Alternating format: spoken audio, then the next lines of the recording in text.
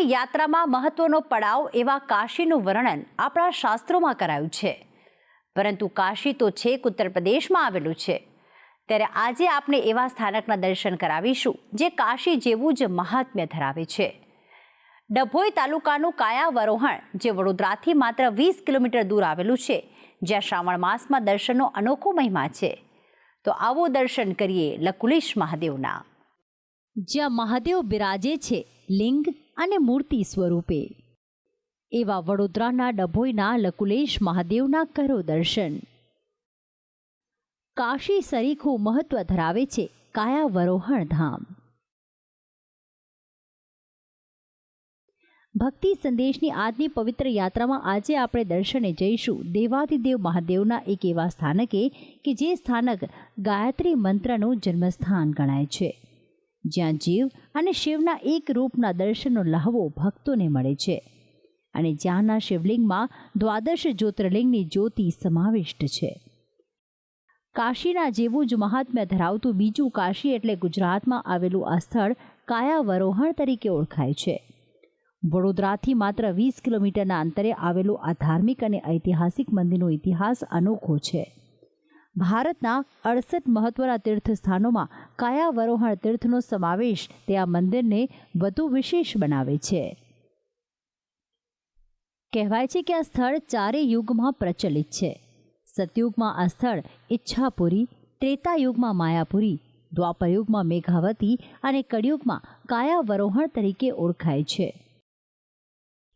શાસ્ત્રોના ઉલ્લેખ પ્રમાણે રામ અવતાર મહર્ષિ વિશ્વામિત્રએ આ યાત્રા સ્થળને કાશીમાં પલટી નાખવાના પ્રયત્નો કર્યા હતા, પરંતુ ભગવાનની ઈચ્છા ન હોવાથી તેમને પૂરી સફળતા ન મળી હતી।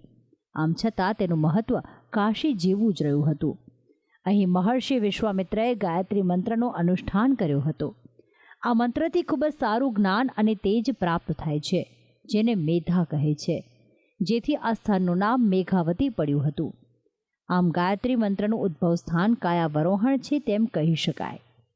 દ્વાપર યુગના અંત પછી કૃષ્ણ અવતાર સમયે ભગવાન શ્રી લકુલેશ અહીં પ્રગટ થયા હતા અને ત્યારથી જ આ સ્થળ કાયાવરોહણ તરીકે ઓળખાવા લાગ્યું। ભગવાનના દર્શન માત્રથી સર્વ પાપોનો નાશ થાય છે એવું આ મહાતીર્થ કાયાવરોહણ 68મું મહાતીર્થ છે, ગુજરાતનું કાશી છે। ભગવાન શિવજીની 28મા અવતારની કર્મભૂમિ છે, અવતાર ભૂમિ છે। ભગવાને આજથી 5000 વર્ષ પહેલાં આ તીર્થની અંદર અવતાર ધારણ કરેલો, માનવ શરીરની અંદર પોતે અવતાર ધારણ કરી અને સમગ્ર વિશ્વની અંદર ધર્મ અને સંસ્કૃતિનું ઉત્થાન કર્યું, યોગની સ્થાપના કરી। ભગવાન પોતે યોગાવતાર ગણાય છે। લકુલેશ મહાદેવની વિશેષતા એ છે કે અહીં ભગવાન શિવ મૂર્તિ અને લિંગ સ્વરૂપે બિરાજમાન છે, જે બ્રહ્મેશ્વર તરીકે ઓળખાય છે।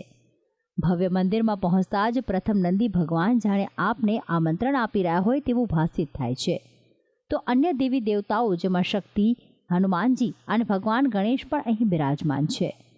આ મંદિરની ભવ્યતા અને કોતરણી જોઈને એવું લાગે કે જાણે વર્ષો પહેલાં અહીં નૃત્યાંગના અને અપ્સરાઓ ધરતી પર આવી હોય અને અહીં જ વસી ગઈ હોય। અહીં ભગવાન લકુલેશે પોતાના જન્મ સમય દરમિયાન સમગ્ર વિશ્વમાં યોગ અને શિવ પરંપરાનો પ્રચાર પ્રસાર કર્યો અને પોતે યોગને વિશ્વમાં પ્રસ્થાપિત કર્યો અને સમગ્ર વિશ્વમાં યોગનું જ્ઞાન પહોંચાડ્યું હતું। પોતાનો સમય પૂર્ણ કર્યા બાદ ભગવાન લકુલેશજી મહર્ષિ વિશ્વામિત્રી દ્વારા જ્યોતિર્લિંગની અંદર જ્યોતિ બનીને સમાઈ ગયા, જે સ્વરૂપ આજે પણ શિવલિંગમાં જોવા મળે છે। અહીં દૂર દૂરથી ભક્તો દર્શન કરવા આવે છે અને દેવાધિદેવ મહાદેવના આ દિવ્ય સ્વરૂપના દર્શન કરીને ધન્ય બને છે। હું ભગવાન શિવનો ભક્ત છું। લગભગ 1995થી હું આ મંદિર ખાતે આવું છું। આ મંદિર એક આસ્થાનું મોટું કેન્દ્ર છે, ગુજરાતનું કાશી કહેવાય છે। અહીંયા આપણે જે કોઈ મનોકામના લઈને આવીએ છીએ તે આપણી મનોકામના પૂર્ણ થાય છે એવી મને પૂર્ણ શ્રદ્ધા છે। મારા મિત્ર મંડળ, મારા સગા સંબંધીઓને પણ ઘણા બધા અનુભવ છે।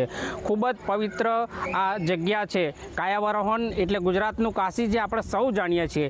મને મારા ખૂબ અહીંયા સારા અનુભવ છે। અહીંયા જે કોઈ આપણે કાર્ય માટે એ કાર્યની સફળતા સફળતા ના મળતી હોય તો ભગવાનના ચરણોમાં આપણે વિનંતી કરીએ, મનોકામના આપણી પૂર્ણ થાય છે. અને મને ખૂબ જ શ્રદ્ધા છે.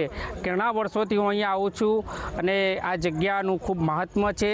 તો અહીંયા અમે લોકો હમણાં ચારધામ યાત્રાએ ગયા હતા ત્યારે હું અહીંયા દર્શન કરીને આવી હતી અને દાદાને કહીને આવી હતી શિવજીને કે પ્રભુ અમે તમારા દર્શન કરવા છે, કેદાર આવીએ છીએ પરિવાર સાથે, તો અમને સરસ રીતના દર્શન કરજો. તો અમને એનો પણ ભગવાન અમારી સાથે રહ્યા અને અમને ખૂબ જ સરસ ત્યાં ગર્ભગૃહમાં જઈને દર્શન પણ થયા અને અમે ત્યાં અંદર પૂજા પણ કરી. એટલે અહીંનો ચમત્કાર બી ખૂબ જ સારો છે અને અમને આ મંદિરથી બહુ જ ફાયદો થયો છે. એટલે ભગવાન અમારી સાથે જ છે એવું અમે અનુભવીએ છીએ. મંદિરની ચારેકોર હરિયાળી, રંગીન ફુવારા મંદિરની શોભામાં ઓર વધારો કરે છે. અહીંના સુંદર અને રમણીય વાતાવરણમાં બાળકો, યુવકો, વૃદ્ધો, અમીરો, ગરીબો, જીવનથી ભરપૂર અને જીવનથી હારેલા સૌ કોઈ આવે છે અને નવી આશા, તાજગી અને શ્રદ્ધામન થઈને પાછા ફરે છે. તો આમ શ્રાવણ માસમાં લકુલેશ મહાદેવના દર્શન કરવાથી ભક્તો મેળવે છે મહાદેવના અખૂટ આશીષ.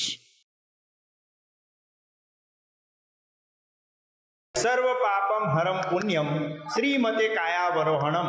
કાયાવરોહણ તીર્થે મૂર્તિમાન શંકર સ્વયં, અર્થાત કે જે પણ તમારા પાપો થયા હોય એ કાયાવરોહણ તીર્થમાં સ્વયં શંકર ભગવાન બિરાજમાન છે અને અહીંયાના માત્ર દર્શનથી જ સર્વ પાપ દૂર થઈ જાય છે. આ એટલી પવિત્ર ભૂમિ છે કે ગુજરાતનું કાશી પણ ગણવામાં આવે છે. ભક્તિ સંદેશ, કેતન કુમાર, ડભોઈ, વડોદરા.